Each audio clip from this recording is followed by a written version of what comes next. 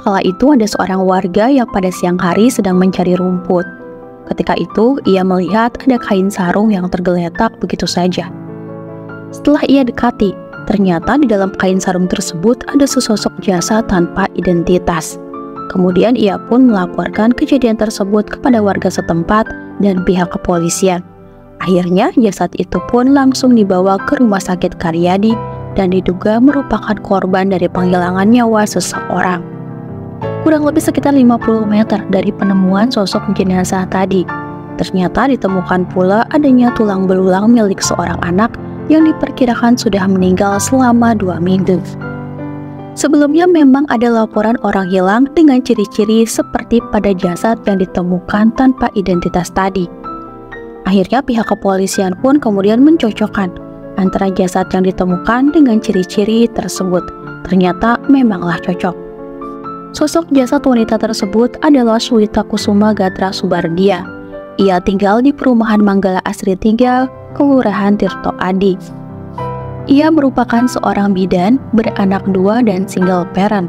Anak pertamanya dibawa oleh mantan suaminya ke Sumatera, sedangkan anak keduanya hidup bersama Suwita. Suwita ini diketahui sedang menjalin asmara dengan seorang laki-laki bernama Doni Kristiawan Eko Wahyudi. Doni ini merupakan seorang pekerja nakes di sebuah rumah sakit di kota Semarang. Doni sendiri tercatat sebagai warga dusun Sumbergirang RT 1 RW 2, Sumbergirang, Lasem, Kabupaten Rembang. Suwita dan Doni ini sudah mengenal sejak Oktober pada tahun 2021, saat keduanya sama-sama menjadi petugas vaksinator. Suwita juga kerap menitipkan anaknya yang bernama Muhammad Faizi Alfariski kepada Doni. Namun pada suatu ketika itu anaknya dititipkan kepada Doni. Tapi bukannya Doni merawatnya dengan sebaik-baiknya, namun Doni malah menyiksa anak dari Suwita itu hingga menyebabkan anak dari Suwita meninggal dunia. Doni bukannya langsung menghubungi Suwita dikarenakan anaknya sudah meninggal dunia. Doni justru membuang jasad anak Suwita ini dalam keadaan tidak memakai baju sehelai pun. Beberapa hari kemudian setelah kejadian tersebut, Suwita pun kemudian menanyakan keberadaan anaknya kepada Doni. Ia juga mendesak agar dipertemukan dengan sang anak. Doni pun kemudian meminta Suwita untuk datang ke kota Semarang. Suwita pun akhirnya menyetujui keinginan Doni. Mereka pun kemudian bertemu di eksit tol Sukun Banyumanik. Dari terminal Sukun tersebutlah keduanya kemudian mendatangi sebuah hotel di Jalan Dr. Wahidin, kota Semarang.